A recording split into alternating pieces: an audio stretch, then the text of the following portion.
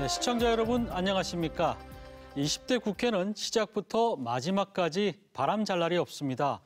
올해 처리해야 할 법안이 산더미인 이 시점에 자유한국당은 단식투쟁으로 또 정부 여당은 때 아닌 각종 수사로 어려움을 겪고 있습니다. 오늘은 막판까지 진통을 겪는 국회 현 주소와 처리해야 할 문제들 그리고 정치 쇄신의 해법까지 짚어보겠습니다. 나와주신 분들 소개해드리겠습니다. 청와대 대변인을 지낸 박수현 전 더불어민주당 의원 나와주셨습니다. 안녕하십니까? 네, 자유한국당 이창수 대변인 나와주셨습니다. 네, 안녕하십니까? 이창수입니다. 네, 이영선 변호사 나와주셨습니다. 네, 안녕하십니까? 네, 육동일 자유한국당 유성을 당협위원장 나와주셨습니다. 네, 반갑습니다. 네, 우선 준비된 영상 보고 토론 시작하도록 하겠습니다.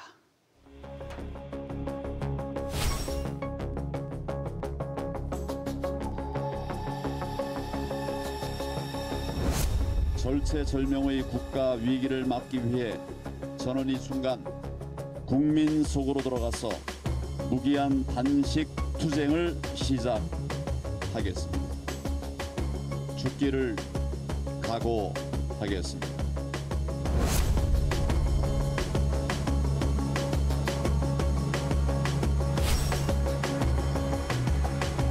막판 지소미아 파기 결정이 진정한 외교 성과라면 그 정확한 손익계산서를 공개하십시오. 지소미아 파기 압박으로 무엇을 얻어내었는지 설명하십시오.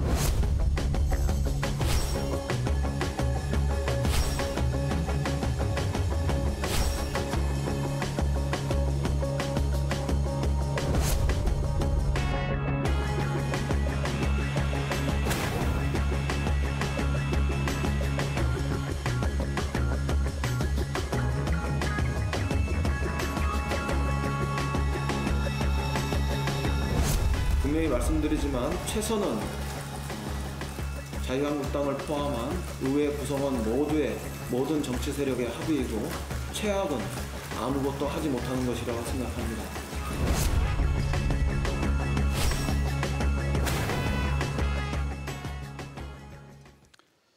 네, 자유한국당 황교안 대표가 쓰러지면서 이 병원까지 이제 실려가는 사태가 벌어졌는데요. 지금 신보라 또 정미경 최고위원은 우리가 황교안이다 해서 단식투쟁에 이제 동참하려고 하고 있고요. 이런 상황에서 지금 뭐 자유한국당 내 분위기도 굉장히 격앙돼 있는 것 같습니다. 먼저 지금 분위기는 어떤지 그 이창수 대변인부터 얘기 좀 들어보죠. 지금 어떻습니까? 지금 단식 8일째 병원으로 네. 가셔서 오늘 상황은 좀 이렇게 회복이 되시는 그런 상황인 거고 마침 당의 만류로 단식을 중단하시겠다라는 아침에 그런 말씀이 있었습니다. 단식을 중단하겠다. 네. 그리고 그 현장에 있는 그 정미경 최고하고 신보라 최고한테도 단식을 중단하고 이제 국회에 들어가서 정상적으로 투쟁을 하자 이렇게 말씀이 있으셨습니다. 네. 뭐 단식 말씀하셨으니까 여러 가지 정치적 의미를 좀 부여하고 있지만 정치가 자기 의사 표현을 통해서 구현을 해 나가듯이 의사 표현의 방식이다라고 생각을 하는데 그에 대해서 뭐 구태적이다, 너무 극단적이지 않느냐 이렇게 말씀하시는데 이 말씀이 적절한지 모르겠습니다만 저도 삭발이라는 걸 한번 해봤는데 그 하기 전하고 했을 때하고의 그 느낌이 굉장히 무겁더라고요. 이래서 이 삭발을 하는 거구나. 더구나 이제 목숨을 담보로 한 단식이라면 그 단식을 하게 되는 그런 상황이 충분히 이해할 수 있다. 그런 걸 통해서 당신의 의사 표현을 정확하게 전달하고 비정상인 것을 바로 잡는 그런 의사 표현을 좀 목숨 건 투쟁으로 했다. 이렇게 저는 평가하고 있습니다. 박수현 전 의원께서는 어떻게 보십니까? 지금 처음에는 사실 조금 뜬금없다라는 뭐 이런 분위기도 좀 있었어요. 그런데 그 과정에서 이제 황교안 대표가 뭐 중간에 쓰러지고 어떻게 보면 이런 추위에 굉장히 또 치열하게 이런 단식 과정을 거치면서 의외로 또 동조자들도 또 많이 생기기도 했고요. 어떻게 보십니까? 예, 우선 그 황교안 대표께서 건강을 잘 회복하시기를 진심으로 바랍니다. 그리고 안타깝습니다. 어쨌든 국회라고 하는 것, 정치라고 하는 것은 민의 전당에서 서로 대화, 타협을 통해서 출구를 만들어가고 국민들께 다가가야 되는 일인데 어쨌든 대화가 안 되기 때문에 제1야당의 대표께서 단식까지 하는 이런 상황에 와 있지 않습니까? 여야를 불문하고 이것은 정치의 잘못이다. 저는 그렇게 생각을 합니다. 그러나 지금 대변인 말씀대로 황교안 대표께서 이제 국회로 다시 가시겠다라고 하셨다니 정말 다행이라고 생각하고요. 이제 연말 정기국회 며칠 남지 않았습니다. 그렇기 때문에 지금 산적해 있는 과제들을 국회로 돌아가셔서 본인들께서 하실 주장들을 충분히 하시고 또 얻을 거 얻으시고 또 여당으로도 양보 받을 거 받으시고요. 그렇게 해서 한 발짝이 아니라 반 발짝이라도 좀 나갔으면 좋겠다 이런 생각을 갖게 됩니다. 황교안 대표께서 방금 영상에서 말씀하실 때 국민 속으로 가겠다고 말씀하셨는데 그럼에도 불구하고 안타까운 것은 국민들은 그 단식에 공감하지 않으시는 비율이 훨씬 높습니다. 한 3배 정도 높은 결과가 나오는데요. 그래서 저는 국민 속으로 가시겠다고 하셨지만 국민 속으로 가신 것보다는 결과적으로 당원 속으로 가시는 건 맞다 이런 생각이 듭니다. 그러나 이제 당을 단합시키고 그렇게 하셨기 때문에 이제는 국회로 돌아가셔서 정말로 말씀대로 국민 속으로 돌아가시는 그런 어떤 책임 있는 그런 행동 그리고 어쨌든 국민을 위한 행동으로 그렇게 국민께 사랑받으시는 대표, 사랑받는 정당이 되기를 진심으로 바랍니다. 네. 말씀 중에 죄송합니다만은 참 말씀을 참 편안하게 잘 해주셨는데 그럼에도 불구하고 그 안에 가시를 담으시는 건 여전하신 것 같습니다. 당원 속으로 가신다 이렇게 표명하시는 것도 아주 좀 듣기가 좀 거북한 말씀인데요. 그 단식을 혹시 해보셨는지요? 예, 저는 단식을 그렇죠. 12일간 한 적이 있습니다. 하시니까 어떻든가요? 아니, 마시지만 저는 세종시 원안사수 투쟁을 충청인이 할 때 저 행복중심 또 건설청 앞에서 12일간 겨울에서도 해본 적이 있는데 굉장히 고통스럽습니다. 그렇기 때문에 제가 뭐 말에 가시가 있다라고 그렇게 하시는 것은 좀 과한 해석이시고요. 당원은 국민이 아닌다고 생각하시는 거죠? 당연히 국민이시죠. 그리고 그 국민 속으로 간다는 말 굳이 국민 속으로가 아니라 당원 속으로 이렇게 언급하시는 것이 적절하지 않다는 뜻입니다. 충분히 받아들이고요. 알겠습니다. 더 많은 저희가 사랑을 받기를 바랍니다. 감사합니다. 더 들어보고 육동일 위원장님께서는 제가 사실 그 충남대 교수로 또 오래 재직하셔서 또 시청자들도 육동일 교수님으로 또 많이 익히 알고 계신데 어떻게 보십니까? 황교안 대표의 단식으로 어떤 것들을 얻어냈다고 보시는 건지. 글쎄요, 뭐 아직 얻어낸 거는 아직은 없는 것 같습니다. 다만 이제 우리 황교안 대표가 단식을 한 명분은 목적은 이제 지소미아 파를 파기하는 걸 철회하자. 그다음에 이제 그 공수처법 철회하라. 또 연동형 비례대표제를 또 취소해라. 이 3가지 목적을 가지고 단식을 시작했는데요. 지금은 지소미아만 지금 문제만 좀 어느 정도 조건부로 해결됐을 뿐이지 더 중요한 지금 그 선거구제 문제하고 연동형 비례대표제 문제하고 그리고 이제 공수처 문제는 지금 진행 중에 있습니다. 야당 대표가 단식을 한다는 거는 오죽했으면 그렇게 하겠습니까? 그러니까 뒤돌아보면 우리 문재인 대통령께서 취임하실 때 하신 말씀이 앞으로 야당과는 국정의 파트너로 인정을 하고 수시로 대화하겠다, 존중하겠다 이렇게 국민 앞에 약속을 했습니다. 그렇지만 그 후에 이 국정의 우리가 그 방식을 보면 야당은 파트너가 아니라 적폐의 대상입니다. 어떻게 하면은 제거하고 어떻게 하면은 그 국민과 분리시키는 데 주력을 했지 국정의 파트너로서 인정하고 존중을 안 했거든요. 지금 단식하는 상황도 마찬가지입니다. 야당의 대표가 단식을 하면 뭔가 좀 진정성 있고 존중한 의미에서 다가가서 대화를 요구를 해야 되는데 그런 모습을 안 보이고 또 이것도 찬반 조사를 해서 뭐 국민의 몇 프로는 반대를 하고 찬성을 하고 이런 선거 공학적인 차원에서만 접근을 하거든요.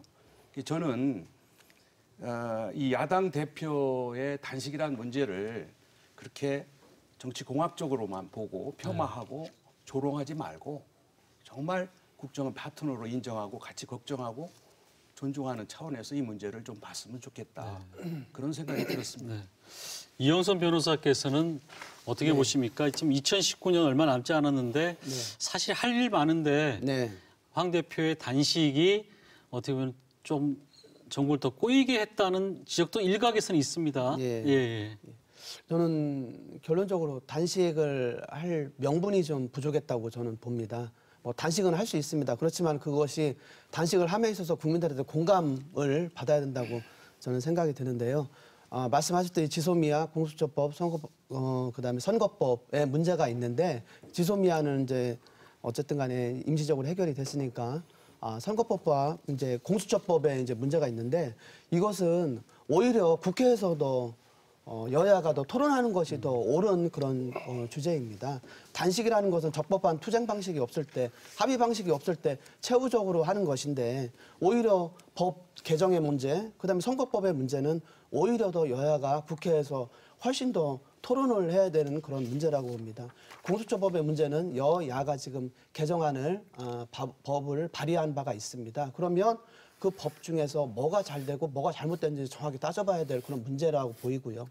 선거법은 더 중요합니다. 선거라는 것은 일방이 할 수 없고 여야가 같이 하는 문제이기 때문에 선거법의 그 협상은 반드시 여야가 국회에서 토론을 통해서 장과 단을 따져보고 해야 될 그런 문제라고 보입니다. 그 국민들이 자꾸 국회를 불신하는 것이 국회가 제대로 작동하지 못하고 있다라는 비판이 많습니다. 그것은 뭐냐면 국회가 서로 여야 간의 협의를 통해서 어떤 합의를 도출해가는 의회 민주주의를 제대로 하지 않고 있다는 그런 점에 대한 국민의 비판의 목소리를 잘 들어야 될 것으로 보입니다. 알겠습니다. 그럼 지금부터 이제 하나씩 좀 따져보죠. 먼저 이제 뭐 황 대표가 그 단식까지 하면서 던졌던 것 중에 이제 지소미아 부분은 어느 정도 이제 해결이 됐는데 이제 공수처와 선거법 문제인데 먼저 공수처 부분을 보면은 지금 그 여당이 좀 곤혹스러운 상황입니다. 지금 유재수 전 그 부산 부시장의 이제 구속으로 당시 이제 민정수석실에 뭐 감찰 무마 이런 의혹이 지금 불거지고 있고 실제 조사가 이루어지고 있고요. 이런 상황에서 과연 공수처가 제 역할을 할 수 있겠느냐 생겼다 하더라도 지금 야당에서는 또 그렇게 비판을 하고 있거든요. 어떻게 보십니까? 먼저 이제 박 의원님께 좀 기회를 드릴게요. 예. 그 뭐 유재수 전 부산시 경제부시장인가요? 이 문제 비리 문제가 해서 이제 구속이 됐으니 그 범죄의 상당성 인정이 된다라고 현재로서는 보여지지만 결과가 어떻게 될지는 모르겠습니다. 자, 그런데 그것이 왜 공수처하고 연관이 되는지 저는 이해를 할 수가 없어요. 굳이 연관을 시킨다면 그렇기 때문에 공수처가 더 필요한 것 아니겠습니까? 나경원 원내대표께서는 이런 말씀하셨어요. 공수처가 생기면 유재수, 조국, 뭐 누구 이렇게 해서 전부 다 공수처로 이첩해가지고 무죄를 줄 거다 이런 주장을 하시는데 아니 어떻게 법조인께서 그런 주장을 하시는지 저는 이해를 할 수가 없습니다. 자, 우선 현재 공수처법 안이 2개가 나와 있지 않습니까?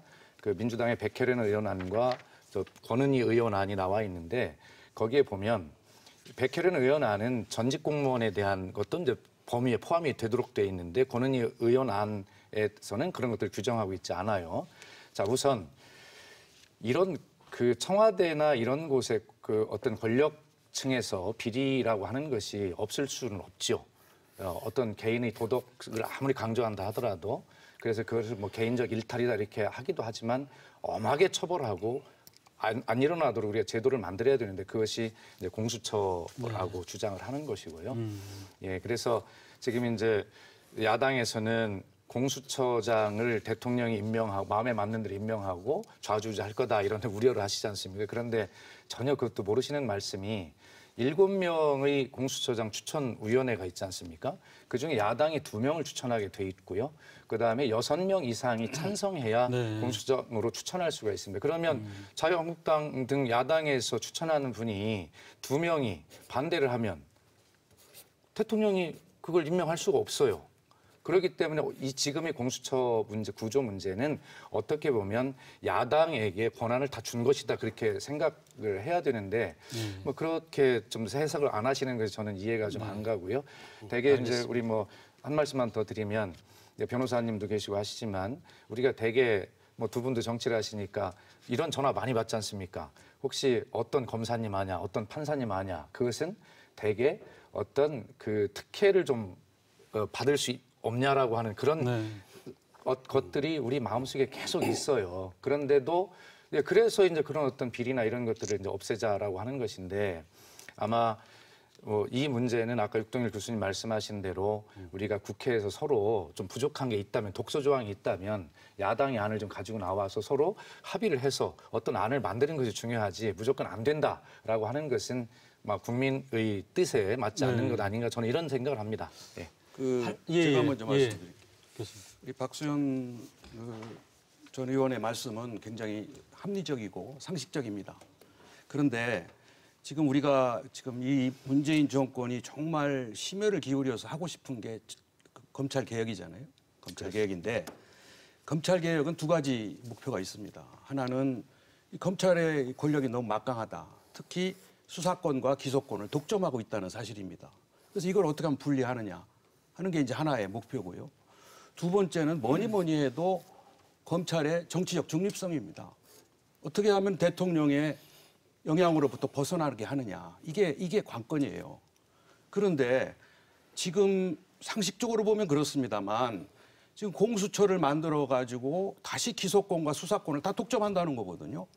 검찰 개혁을 하기 위해서 옥상 5억을 만드는 거예요. 그러면 문재인 대통령 같이 선한 의지를 가지고 이용하지 않으면 상관없지만 나중에 엉뚱 나쁜 대통령이 나와가지고 공수처를 악용할 수 있는 소지를 갖게 되는 겁니다. 제도적으로. 그래서 우리는 그거를 걱정하는 거고요. 또 지금 뭐 유재수 사건이라든지 또는 우리 좀 이따 논의하겠지만은 김기현 전 울산시장의 선거 개입 사건이라든지 이런 걸 보면 이 정부가 왜 공수처를 저렇게 서둘러서 하려고 하는지를 의심하지 않을 수가 없습니다. 지금 검경을 쥐고 권력을 남용해서 선거에 개입하는 거 아니겠어요? 민주주의의 근간을 흔드는 겁니다. 마찬가지로 지금 민정수석실 청와대에서는 하지 않아야 될 이 첩보 비리를 넘겨가지고 중단을 하거나 뭐 수사를 시키는 이러한 지금 농단 속에서는 공수처를 만든들 이게 지금 박 의원님 말씀대로 순리적으로 합리적으로 갈 게 아니라 악의적으로 나쁜 방향으로 갈 수 있는 소지가 너무 크다는 겁니다. 네. 그래서 저는 이 문제를 그렇게 간단하게 볼 문제는 아니고 황교안 대표도 단식을 하는 이유는 우리 국민들이 이 문제를 잘 몰라요. 그래서 좀 관심을 가지고 지켜봐 달라. 그래서 좋은 결과를 내자는 의미에서 이렇게 이루어진 겁니다. 육동일 교수님 의견에 전적으로 찬성입니다. 예, 수사권과 기소권을 함께 공수처에 다 주는 것 저도 문제가 있다고 생각하는데요. 그 내용을 자세히 들여다보시면 꼭 그렇지 않습니다. 그래서 여전히 검찰이 일부에 대해서도 기소권을 여전히 검찰이 가지고 있어요. 그렇기 때문에 공수처의 모든 기소권을 다 준다라고 하는 것은 잘못 파악하신 내용이고요. 또 설사 그렇다 하더라도 그런 의견이시면 테이블에 나오셔서 자유한국당에서 의견을 해서 좋은 합의안을 만드는 것이 우선이다라는 주장을 제가 말씀을 드린 겁니다. 네, 이창수 대변인께서는 어떻게 보십니까? 방송에서도 있는 순서가 있잖아요. 예. 그렇습니다. 약간 그렇게 좀 하시면 그것도 독점일 수가 있고 그것도 약간 문제가 있을 수 있는 겁니다. 좀 참고하시고요. 이 대통령께서 공수처 관련해 가지고 그 필요성과 당위성에 대해서 많이 강조했어요. 뭐 일리 있는 부분이 저도 많이 있다고 생각합니다.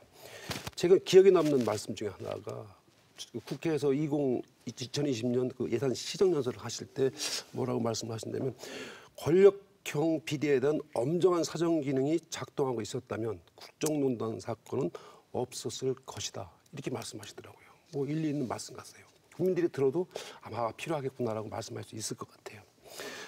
자, 이 정부가 강조하는 것 중에 소통을 강조했었고요. 또 실제로 보면 여론을 굉장히 의식하시는 것 같은데 같은 말일 겁니다. 소통하고 여론은. 근데 오늘 언론에서 몇 가지 이렇게 제목이 눈에 띄는 것이 선거 공작, 울산시장 얘기하는 겁니다. 유재수 수사, 공수처가 있었으면 과연 있었을까 이렇게 지적을 하더라고요. 이것도 말씀하신 대로 뭐 잘못된 분석이나 잘못된 여론이라고 생각하지는 않습니다. 매우 합리적인 어떤 지적이다. 왜? 언론이니까요. 언론은 여론을 대신하는 어떤 그런 채널 아니겠습니까?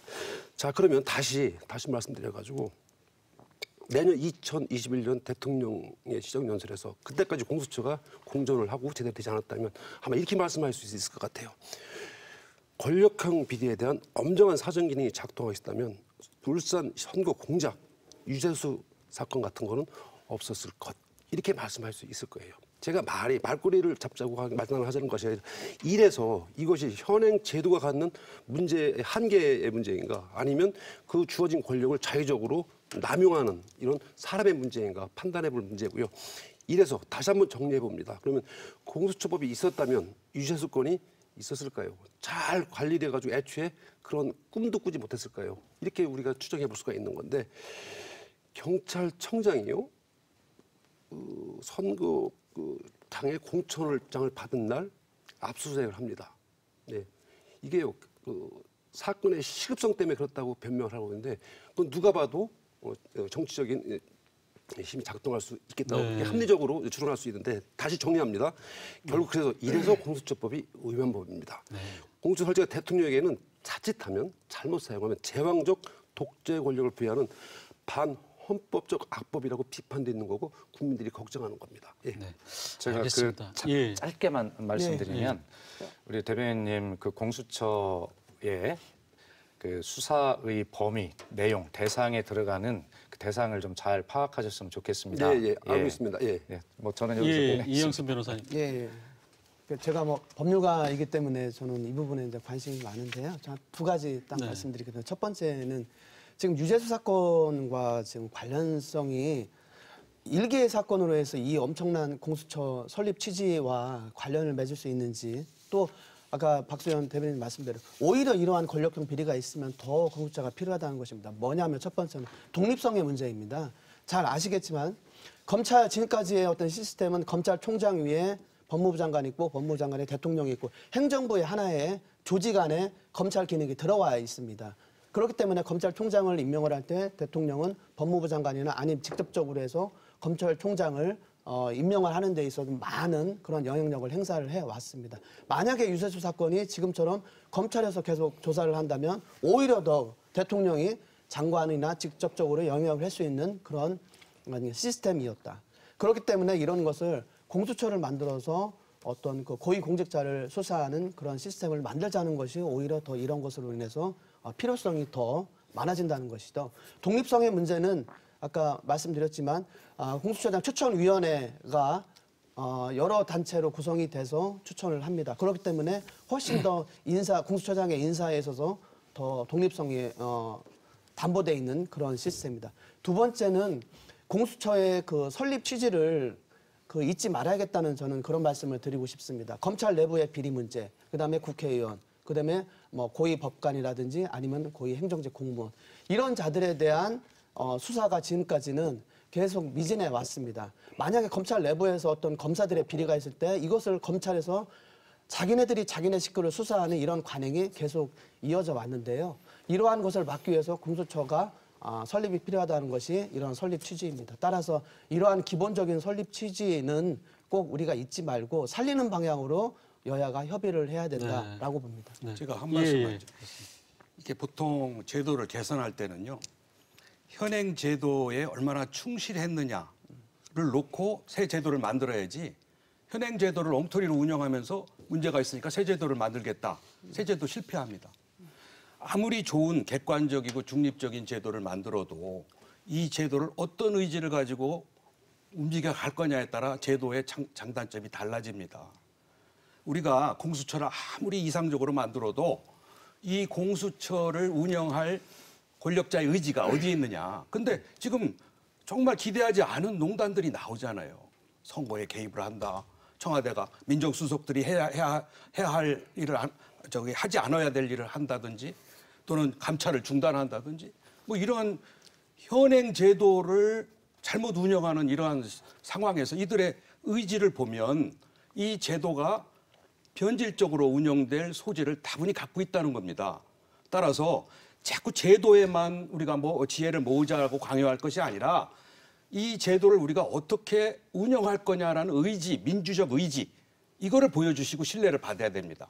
근데 우리 현 정부는 전부 이 갈라파고스 신드롬이라는 게 있잖아요. 우리는 공정한 사람들이다. 우리는 깨끗한 사람들이다. 이러한 믿음에 빠져 있어요. 그런데 나온 결과는 여러 가지 부패, 농단이 나오지 않습니까? 그래서 저희들이 요구하는 거는 제도의 문제보다는 이 제도를 운영하는 우리 정권의 의지, 민주적 의지를 아직 우리는 신뢰하지 못한다는 겁니다. 그럼 제가 두 분께 한 가지 질문이 있습니다. 지금 교수님 말씀대로 그러면 제도 자체에는 찬성하십니까? 운영을 잘 해야 된다는 주장을 하시는데요. 그러면 제도 자체를 만드는 것에 대해서는 찬성을 하시는 걸 전제로 지금 말씀하시는 그거는 이제 의지가 있을 때 그 제도가 제대로 만들어지는 거지. 네. 제도만 달랑 만들어 놓고 이거를 악용하려고 하면 얼마든지 악용이 되는 그래요, 거예요. 교수님. 그렇게 자유한국당과 그런 좋은 의견을 내서 제도를 잘 만들고 그리고 또 그렇게 국민이 이제 더 지켜보시기 때문에 운영도 잘 해나가야 되겠죠. 그래서 출발은 잘 합의해서 만들어 보자라고 이제 요청을 드리는 건데 그런 논의들이 이번 정기국회 안에 좀 빨리 됐으면 좋겠다라는 말씀을 드리는 겁니다. 예, 검찰 예. 개혁의 핵심 콘텐츠를 가지고 이제 공수처를 가지고 말씀하시는 그런 뉘앙스 변호사님께서 말씀해 주신 것 같은데 이제 걱정하시는 부분들이 현재 검찰의 수사 중인 사건을 공수처에서 이첩을 시킬 수가 있죠. 그런 것들이 이제 국민들이 우려하고 있는 부분인데 이 부분을 검찰 수사 박탈권이라고 할 만큼 독소조항으로 얘기가 되고 있습니다.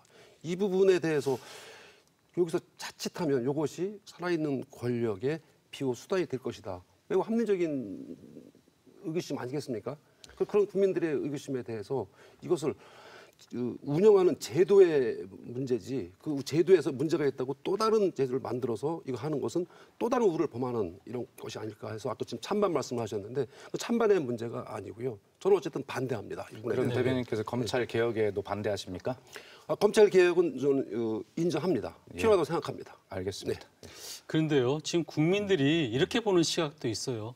저희가 이제 검찰 개혁 그래가지고 사실 굉장히 이제 저희가 국민들이 이제 그 높은 그 욕구를 가졌는데 지금의 상황에서 돌이켜 보면은 검찰이 잘하고 있다라는 국민들이 의외로 적지 않습니다. 지금 여러 가지 이제 권력에 살아있는 권력에 대해서 이제 칼을 들이대면서 검찰 생각보다 뭐 잘하고 있다 이렇게 생각하는 국민들도 있으면서 한편에서는 야 그렇게 되면은 공수처가 생겨나면은 혹시 그런 살아있는 권력에 대해서 수사하는 게 더 어렵게 되지 않겠는가 하는 시각을 야당에서도 가지고 있는 거고 또 일부 국민들도 지금 이번 유재석 그 전 부시장 건을 포함해서 이 일련의 사건들로 인해서 조금 생각하는 의구심을 가진 분들 있거든요. 그 부분에 대해서는 어떻게 보십니까? 예, 제가 말씀을 드리겠습니다.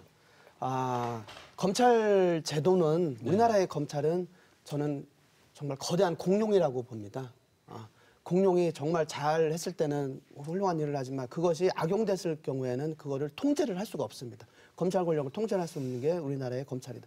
지금 일부 국민들이 검찰에 대해서 잘하고 있다는 그런 시선들이 있다고 하는데 물론 뭐 잘하는 면도 있을 수가 있습니다. 그렇지만 그 엄청난 그 힘을 그걸 악용할 여지가 분명히 있다는 것이죠. 검찰총장 그리고 검찰의 수뇌부가 특정 정치 세력에 연동되거나 어떤 잘못된 어떤 가치관에 있다고 한다면 그 어마어마한 힘이 잘못된 남용될 위험이 굉장히 있다는 것입니다. 그리고 지금까지 수사도 어떤 편향된 어떤 표적 수사, 야당 탄압 뭐 여러 가지 관례대로 지금까지 계속 정치사에 계속 검찰이 관여를 해왔다는 것 때문에 정치 검찰이라는 이름도 이제 생긴 것이죠. 그래서 이러한 폐해를 막기 때문에 이러한 어떤 거대 공룡의 폐해를 막기 위해서 특정한 어떤 범위의 어떤 고위직 공무원 그리고 그것도 특정한 범죄에 해당합니다. 일반적인 범죄가 아니고요. 그래서 굉장히 위험성이 있는 특정한 어떤 그 공무원의 범죄에 대해서는 우리가 공수처를 만들어서 어떠한 독립기관으로 해서 만들자는 그런 것이죠. 그러한 공수처에 대한 그런 문제는 공수처가 잘 운영이 되느냐 그런 문제는 앞으로 언론이나 국민들이 계속 감시를 할 것입니다. 그리고 어떠한 또 수사권의 문제는 검찰과 공수처가 서로 견제해서 균형을 맞출 수 있고 서로 감시가 될 수 있기 때문에 그러한 지금의 어떤 검찰의 어떤 막강한 그 권한으로 인한 폐해를 막자는 그런 취지는 반드시 살려야 될 것으로 제가 봅니다. 이 말씀을 좀 드리고 싶습니다. 지금 전 세계적으로 민주주의가 지금 위기를 맞고 있거든요. 우리가 모델로 생각하는 뭐 미국도 마찬가지고요. 또 영국도 마찬가지고. 근데 이 민주주의가 지금 실패하고 있는 데는 공통적인 요인이 있어요. 첫째는 이 국정의 최고 책임자들이 진영 논리로 나눈다는 겁니다. 적과 동지로 나눈다는 거예요. 미국도 지금 그렇습니다. 탄핵을 적과 동지 나누고. 두 번째는 심판을 매수한다는 거예요. 말하자면 공정한 게임의 규칙을 정하는 선관이라든지 사법부라든지 검경을 매수한다는 거예요. 세 번째는 선거제도를 수정한다는 겁니다. 선거제도를 바꿔서 선거를 공정하게 안 만드는 거죠. 기울어진 운동장으로 만드는 겁니다. 마지막으로 가짜 뉴스입니다. 그런데 애석하게도 우리 국정도 여기에서 크게 떨어져 있지 않아요. 지금 우리나라 국정은 적과 동지로 다 갈라놨습니다. 검찰 개혁이 조국 수호라는 거예요. 그게 검찰 개혁은 조국 수호다. 이거는 그쪽 진영 논리에는 맞는 주장한 얘기입니다. 또 이쪽에서 보는 거는 말도 안 되는 얘기죠. 그러니까 지금 말씀하신 대로 제도를 놓고 합리적으로 분석적으로 우리가 접근해서 만들면 좋은데 지금은 진영 논리로 다 나눠졌기 때문에 본질은 없어지고 이거는 우리 편이 만들었으니까 좋은 제도고 저쪽이 만들었으니까 나쁜 제도고 이렇게 해서 정말 공정한 제도를 제대로 만들 수 있는 국정 운영이 안 되고 있습니다. 뿐만 아니라 한 가지만 더 지적하면은 저는 문재인 정권이 성공하기를 기대했어요. 조건이 하나 있는데 그거는 청와대 중심의 국정 운영을 바꿀 줄 알았습니다. 그러나 여전히 지금 국정 운영은 청와대의 독점이 되어 있습니다. 내각은 안 보이죠. 다 청와대만 바라보고 국정이 운영되고 있는 상황이기 때문에 모든 게 다 꼬일 수밖에 없고 그야말로 민주주의적인 국정 운영에서 상당히 멀어져 있다. 이런 상황에서 뭐 공수처 문제, 선거법 문제를 논의한다는 자체가 저는 대단히 위험하다. 제가 한 이런 가지만 생각을 알겠습니다. 질문 하나 좀 저희가 예. 일단 뭐 선거법 문제도 또 토론해야 되니까 여기서 저희가 이제 시청자들은 어떻게 보고 있는지 인터뷰를 좀 들어보고요. 다음에 이제 토론 이어가도록 하겠습니다. 예. 황교안 대표가 단식하는 걸 보면서 대체 저게 뭐지 싶었어요. 단식을 이유로 든 것들이 뭐 오늘 내일 일도 아닌데 구시대적이고 좀 유치하다 할까 그런 생각이 들었어요. 지소미아 종류 유예 결정한 건 잘한 것 같아요. 근데 일본과의 합의 과정에서 또다시 우리 외교력이 좀 문제가 있다는 걸 느껴서 아쉬웠습니다. 선거가 얼마 남지 않았는데 아직도 선거제가 어떻게 개편될지 합의가 안 된 건 너무 심한 직무유기가 아닌가 싶기도 하고 어떻게 될지 궁금도 하고 그렇습니다. 네, 조금 전에 이제 그 한 시청자께서 이제 선거제도 개편, 선거법 개편에 대해서 말씀하셨는데 지금 선거법 개정 문제가 산으로 가고 있다 이런 얘기가 나오고 있는데 지금 패스트트랙에 이제 지정된 이후에 전혀 지금 진척이 되지 않고 있고 지금 야당에서는 여전히 지금 반대죠. 이 225 플러스 75 연동형 비례대표제 지금 어떻게 되고 있습니까, 박 의원님? 지금. 예, 우선 아까 우리 육동일 교수님께서 오죽하면이라는 표현을 쓰셨는데 오죽하면 패스트트랙을 지정을 하겠습니까? 그러니까 이 선거제는 아까 우리 이 변호사님 말씀대로 게임의 룰이기 때문에 이 표결 처리해서는 안 되는 거 맞습니다. 그래서 합의가 필요한 것이죠. 근데 합의 자체가 되질 않고 있잖아요. 왜 안 될까요? 여당이 잘못해서 안 될까요? 야당이 버텨서 안 될까요? 또 서로 다 책임이 있다고 인정합시다. 지금부터라도 해야죠. 저도 지난번 20대 국회의원 선거 때 제 지역구 공주에 부여청양이 합구가 됐는데 제가 아쉽게 낙선을 했어요. 근데 1년 전에 선거구제를 개편을 해야 되는데 한 달 전에 합구를 해가지고 갈 시간이 없어요. 지금도 역시 법 위반 상태입니다. 그렇기 때문에 해야 되는데 아마 선거제도는 아까 이제 우리 대표님 말씀대로 집권당이 어떤 이런 유혹을 받는다는 취지의 그런 말씀도 하셨는데 맞습니다. 그럴 수 있어요. 그런데 이 선거제도의 개편은 쉽게 얘기해서 표의 등가성 문제, 비례대표 이런 문제성을 좀 더 선진화시켜보자 하는 그런 좋은 취지잖아요. 예를 들면 우리가 어느 정당이 20%를 득표를 했는데 의석수는 40%를 가져가는 그런 현상이에요. 그렇기 때문에 이거는 표의 등가성 문제를 해결해야 된다라고 하는 그런 취지인데 어떤 당에게 유리하게 만들려고 하는 것이 아니라 국민들의 그런 소중한 권리를 제대로 찾게 해주자는 것이거든요. 그것이 의석수에 반영이 되도록. 근데 그게 왜 합의가 안 되는지를 모르겠어요. 그리고 실제로 지금 연동형 비례대표제라고 하는 것인데요. 자, 그렇게 할 때 민주당에게 유리하냐, 집권당에. 그렇지 않아요. 민주당에게 훨씬 더 불리합니다. 의석수를 시뮬레이션을 해보면 지금보다 훨씬 더 줄고 자유한국당도 물론 줄어요.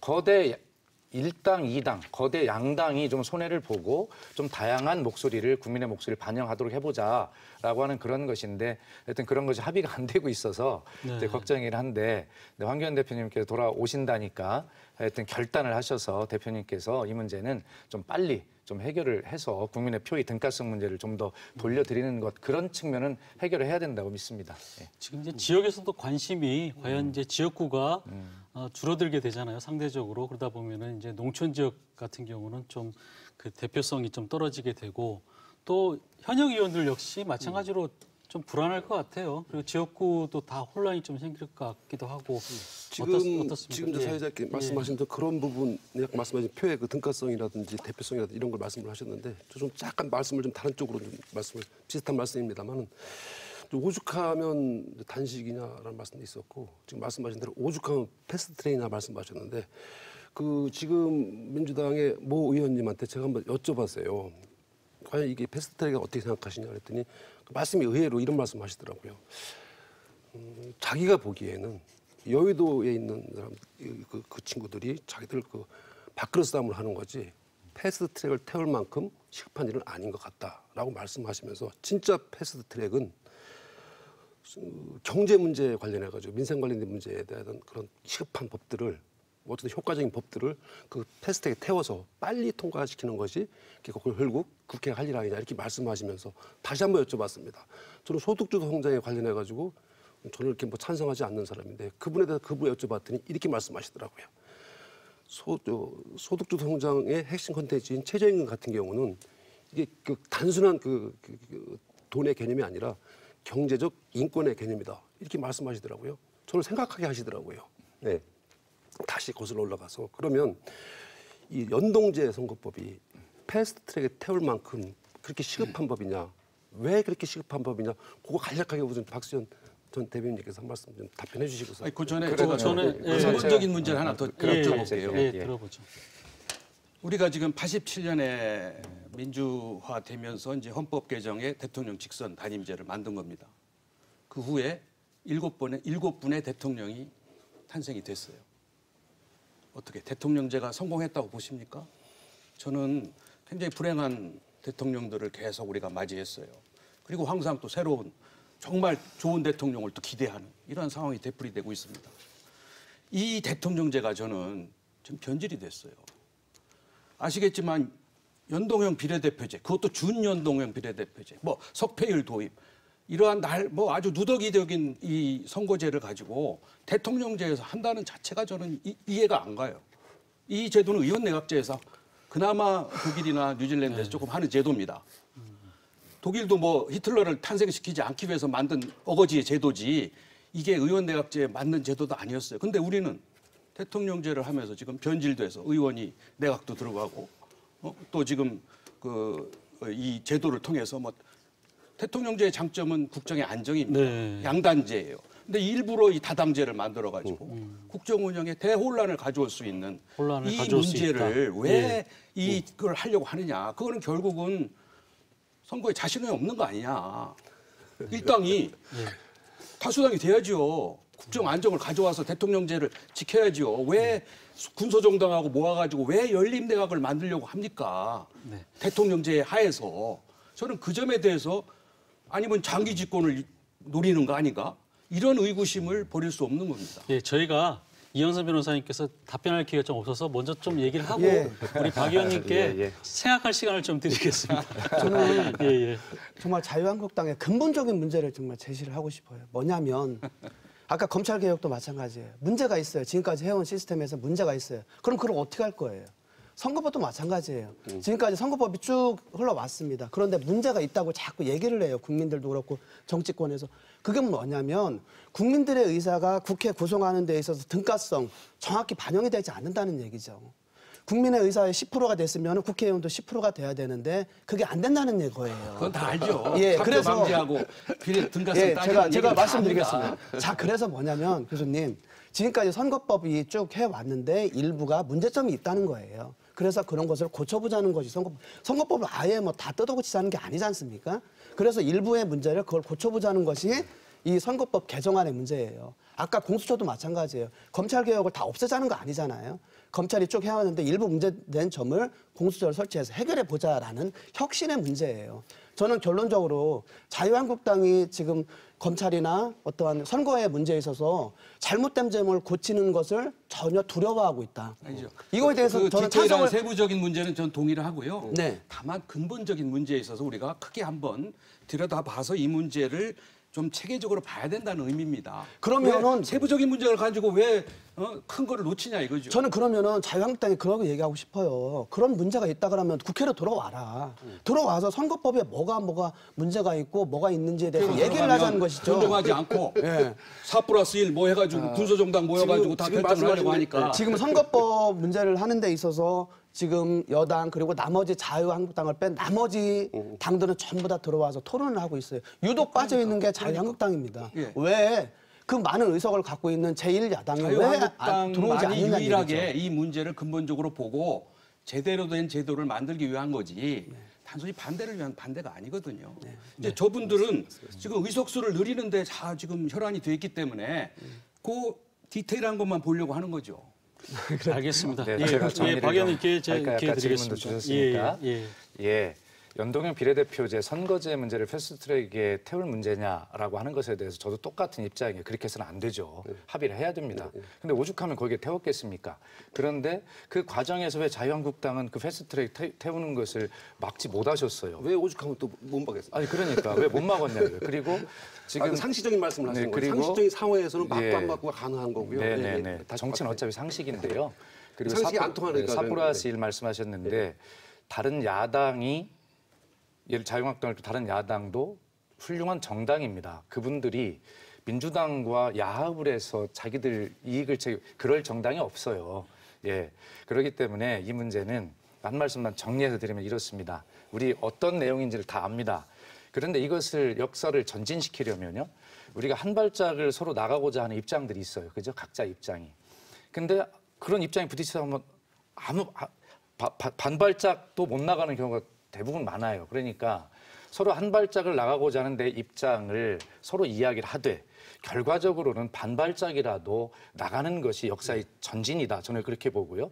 그 반발짝으로 나가는 것이 낫지 아무것도 안 하는 것보다는 훨씬 낫잖아요. 그래서 지금 계속 반복되는 이야기입니다마는 어쨌든 자유한국당이 주장하시는 독소 조항이 있다 그러면 얼른 오셔서 같이 그걸 수정을 해가지고 수정안을 내서 국회를 함께 통과시키는 것이 저는 국민을 위한 길이다. 그 말씀만 드리고 싶습니다. 알겠습니다. 대표 단식 끝나면은 아마 참여를 할 걸로 보고. 네, 그렇게 돼야죠. 그다음에 저는 다른 야당을 폄하하는 뜻은 전혀 없고 다만 대통령제에서 왜 이상한 그 의회를 구성하려고 하느냐 하는 문제 근본적인 문제를 지적하는 겁니다. 그리고 우리 한 오늘 말씀만 방송이니까 더, 제가 충청권에 대해서 한 말씀만 좀 먼저 드리면 아까 예. 질문이 계셨었는데 아마 지금 이제 정개특위를 통과해서 올라가 있는 것 중에는 저 지역구를 225석으로 줄이고 비례대표를 75석으로 하는 것이 이제 올라가 있는데 이게 자유한국당에 들어와서 하면 당연히 수정안이 나올 겁니다. 그래서 대개 다른 정당도 얘기를 들어보면 대체로 한 지역구는 240, 50 이 정도 그리고 비례대표를 좀 더 지금보다는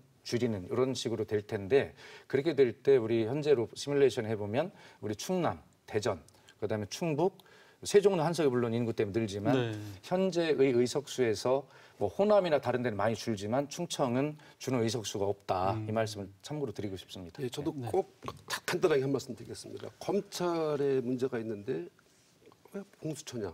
선거제도에 문제가 있는데 선택한 게 연동제냐? 이거에 대한 의구심을 좀 말씀을 드리는 거고요. 연동형 비례대표였을 때 100% 적용했을 때 50% 적용했을 때 다 시뮬레이션을 해봐도 특정 정당에 유리하게 나오는 걸 혹시 알고 계실 겁니다. 이 선거법은 국회의 권력 구조를 재편하는 문제이기 때문에 이게 합의가 필요한 거거든요. 일정하게 특정 정당의 정치 세력에 유리하게 작동되는 이런 법을 굳이 고집하는 이유가 저희들은 의심을 갖지 않을 수 없다. 혹시 대변인께서 말씀하시는 특정 정당이 민주당은 아니죠? 네, 알겠습니다.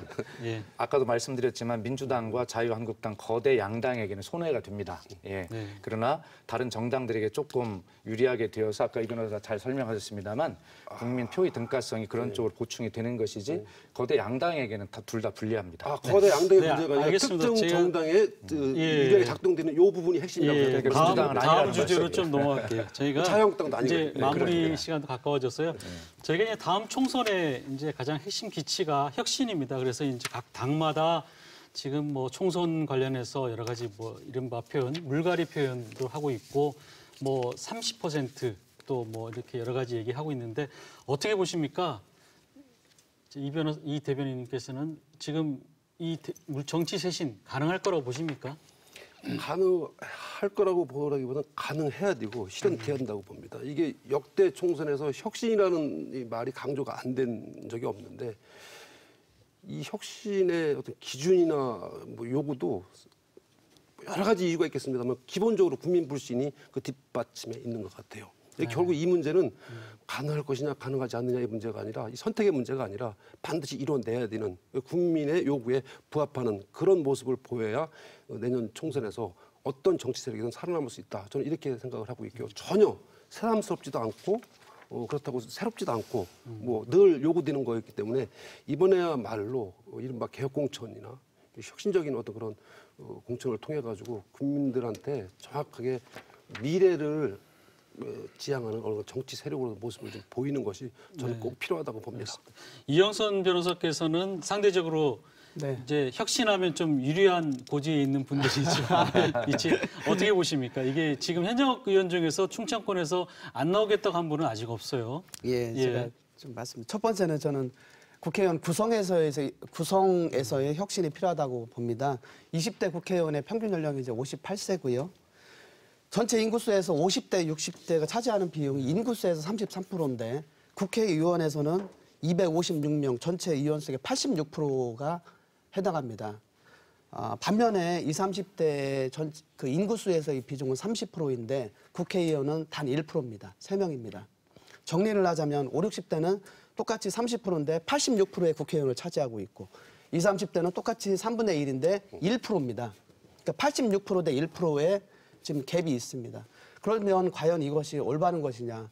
국회는 국민의 모든 세력들, 연령, 직업을 다 대변하는 그런 조직인데 20, 30대가 단 1%에 해당하는 이러한 국회가 과연 국민의 의사를 올바르게 대변하는 그런 국회라고 볼 수 있을까라는 문제에 대해서는 우리가 한번 심도 있게 한번 좀 생각을 해봐야 된다고 봅니다. 두 번째는 의원 자질의 문제인데요. 국회의원들이 사실 국민들이 어떻게 저런 사람이 국회의원이냐라고 얘기하는 사람들이 국민들이 많이 있습니다. 그래서 그런 걸 고치기 위해서 저는 3가지를 주장을 하는데요. 첫 번째는 완전한 상향식 공천제도가 일어나서 경선이 됐으면 좋겠다. 두 번째는 국민 소환제를 실시를 해서 국회의원들이 함부로 의정활동할 수 없도록 견제를 했으면 좋겠다. 세 번째는 국회의원의 지금 많은 그런 특권들을 좀 없애서 국회의원들이 어떤 국민 위에서 군림하는 그런 시스템은 반드시 개혁이 돼야 된다. 이것이 돼야지 혁신이 된다고 저는 봅니다. 유 위원장님. 그 정통 보수당인 우리 자유한국당이 지난 정권의 실패를 경험했기 때문에 근본적으로 달라지지 않으면 국민들이 신뢰하겠습니까? 그러니까 저는 뭐 사람을 바꾸는 것도 중요하고 우리 보수당이 옛날로 돌아가는 건 안 되죠. 새로운 미래를 향해서 새로운 보수적 가치를 제시를 하고 국민적 공감대를 받아야 됩니다. 그리고 그 보수 가치에 동참하는 사람들이 들어와야 되겠죠. 새 인물로 들어오고 젊은 사람도 오고. 그렇게 해서 달라지는 모습을 내놔야 이번 선거에서 그나마 우리 자유한국당이 국민적 지지를 받을 수 있다고 생각을 합니다. 지금 국정 운영은 자꾸 실패를 거듭하고 있는데 유일하게 가지고 있는 장점은 야당복이 있다는 거예요. 우리 문재인 정권이. 그래서 그 복을 우리가 계속 줄 수는 없지 않습니까? 어떻게 해서든지 우리 야당이 제 역할을 하고 국민의 신뢰와 지지를 받는 야당으로 거듭 태어나서 정말 국정을 서로 견제와 균형에 의해서 올바로 운영할 수 있는 그러한 국정과 그러한 내년의 총선을 저는 기대하고 있습니다. 다만 이제 그 지금 나와 있는 여러 농단 사건을 보면 과연 이런 내년 총선도 공정하게 치를 수 있는 의지를 정부가 가지고 있느냐 그 점에 대해서는 저는 굉장히 의구심을 가지고 있습니다. 네, 야당이 자학하는 발언까지 하시는 것 같은데요. 그만큼 또 서로 또 뭐 하실 말씀이 많겠죠. 지금 정치 쇄신의 그 어떻게 보면 키워드가 과거에 386, 지금 586으로 몰려 있습니다. 예, 우리 박 의원님도 사실 좀 해당되시죠? 근데 예. 지금 우상호 의원은 왜 586 보고 자꾸 나가라고 하냐. 예. 예, 여기에 대해서 굉장히 불만이 많은 것 같더라고요. 받아들여야죠. 그것도 받아들여야 되고 오늘 오죽하면이라는 말을 계속 키워드로 쓰고 있는데 오죽하면 국민들께서 그런 말씀까지 하시겠어요. 예, 다 반성해야 될 문제인데 결과적으로 정치는 늘 쇄신을 요구받고 있는 것인데 정치권 스스로 그것을 하느냐 아니면 국민의 요구에 밀려서 하느냐가 굉장히 큰 차이가 있어요. 자, 지금도 자유한국당이나 민주당이나 전부 공천 쇄신 뭐 이런 안을 내고 있지만 자, 그런 수치로 몇 %를 하겠다 이렇게 서로 약속하는 것을 국민이 믿으실까요? 그렇지 않다고 생각합니다.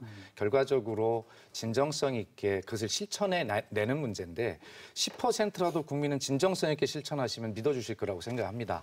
어쨌든 이건 여야 할 거 없이 어느 정당 할 거 없이 어느 정치인 할 거 없이 국민들 눈높이에 맞추어서 정말 스스로 변하려고 하는 그런 노력만이 진정한 쇄신일 것이다라고 하는 것을 명심해야 할 것이다 이렇게 봅니다. 네. 근데 저는 이게 그 기자 생활하면서 느낀 점이 처음에 이렇게 공천 혁신을 한다고 하다가 결국 어느 시점에서는 경쟁력을 따지게 되고 하다 보면은 그게 제자리로 돌아가더라고요. 실제로 좀 어려운 부분들이 있죠. 30% 가능합니까? 한국당에서는 뭐 얘기하던데. 매번 총선 때 그 교체를 보면 40%대더라고요. 예. 생각보다 50%를 한다고 해도 그렇게 무리한 숫자는 아니거나 그럼 이번에 충청권에도 해당이 되나요? 충청권에는 좀 그런 아까 말씀하셨다시피 큰 변화가 없을 것 같은 생각이 드는데 아까 그 이 변호사님 말씀에 굉장히 공감을 하는데 얼마 전에 청년들하고 대화하는 데서 이 변호사님하고 똑같은 말씀을 하더라고요. 거기서 이게 사실은 뭐 맞아는 같습니다만은 연동형 비례대표제보다 세대 대표형 선거 제도가 좀 필요하겠다라는 생각을 저도 거기서 해봤습니다. 훨씬 설득력 있고 훨씬 논리적이더라. 뭐 저는 뭐 그 표의 등가성으로 말하면 오히려 그 세대를 대표하는 쪽에 안배가 되는 배분이 되는 그런 선거 제도 또는 비례대표제 이런 것들은 저는 꼭 필요하다고 생각이 듭니다. 네, 저희가 마지막으로 그 앞으로 이 혼란스러운 정치 전국에서 어떻게 해법을 좀 풀어야 될지 제가 짧게 한 말씀 좀 들어보겠습니다. 예. 지금 민주당은 집권당입니다. 그리고 촛불혁명에 의해서 탄생된 개혁을 요구받고 있는 개혁정부입니다. 개혁은 그만큼 힘이 듭니다. 과거를 많이 바꿔야 되기 때문이죠. 그건 역사가 증명하고 있습니다. 아까 우리 육동일 교수님께서 국정 실패라는 표현을 쓰셨는데 실패를 해서는 안 되고 성공을 해야죠. 그리고 아직 실패하지 않았습니다. 진행 중입니다. 예를 들어서 경제 패러다임도 지난 40년간 우리 그 민주주의 제도가 87년 헌법이 바뀐 이후로 입어왔던 이 40년, 50년의 옷을 이제는 갈아입어야 되는데 거기에 문제가 없겠습니까? 그런 문제들을 어떻게 합리적으로 잘 보완하면서 가느냐가 문제지 옷을 갈아입지 말자라고 이렇게 원천적으로 부정하는 것은 안 된다고 생각합니다. 그렇기 때문에 이 개혁의 시기에는 여야의 합의와 국민의 합의가 굉장히 필요한 것이고요. 그래서 여당도 더 책임감을 느끼고 아까 말씀하신 대로 야당을 진정한 파트너로 그렇게 하면서 대화할 준비가 되어 있으니 야당이 좀 그렇게 도와주시고 함께 하셨으면 좋겠다라고 하는 말씀을 좀 드리고 싶습니다. 네, 네, 예. 짧게 한 번씩. 저는 뭐 짧게 말씀드리면 평등, 공정, 정의를 외치기 전에 상식이 좀 존중되고 상식이 통하고 상식이 적용되는 그런 사회였으면 좋겠고요. 그런 차원에서 가치 이념이나 이것이 아닌 국민 중심의 정상적인 국가 경영이 저는 좀 꼭 필요하다고 생각하고 한 말씀만 더 드리면 민주당이나 문재인 정부의 복이 있는 야당이 아니라 대한민국 국민들이 정말 우리 국민들이 야당 복이 있구나. 라고 하는 정당이 될 수 있도록 노력하는 자세가 아마 이 막힌 정국을 보는 해법이 아닐까 이 생각을 해봅니다. 네, 이영선 변호사님. 제일 시급한 것이 국회 정상화인 것 같습니다. 국민들은 국회가 우리가 선출한 국회의원들이 잘 협의를 해서 국정을 잘 결정하도록 요구를 하고 있습니다. 국회가 정상적으로 돌아가야지 나라가 잘 발전을 합니다. 국회가 개혁을 해야 되고 그 개혁에서는 국회의원에 대한 소환제, 특권 폐지, 그리고 올바른 선거법, 그리고 권력형 비리를 막을 수 있는 공수처법이 설치가 돼서 현존하는 지금 현재 시스템에서 잘못되어 있는 부분들을 국회가 올바로 수정해서 더 좋은 나라로 갈 수 있도록 힘써 주시길 바랍니다. 네, 네. 육동일 위원장님. 문재인 정권의 임기가 절반이나 남았습니다. 성공하려면 지난 정치의 과오와 실수를 인정을 하고 수정을 해야 됩니다. 잘못된 정책은 고쳐야 됩니다. 잘못된 국정 운영의 방식은 바꿔야 됩니다. 청와대 중심의 국정 운영 방식도 바꾸지 않으면 결국 실패할 수 있습니다. 다시 한번 2년 전에 국민에게 약속했던 취임사를 다시 한번 읽어보시고 새로운 국정 운영을 해주시기를 기대합니다. 네, 오늘 나와주셔서 고맙습니다. 네, 2019년이 한 달 남았습니다만 20대 국회에 발의된 법안 중에 처리된 법안이 30%가 채 되지 않는다고 합니다. 국회가 존재하는 이유는 민생 입법을 위해 최선을 다하는 것이겠죠. 일하지 않는 직무유기 국회, 그 오명을 지금이라도 털어내기를 여야 모두에게 당부합니다. 오늘 토론 여기서 마치겠습니다. 고맙습니다.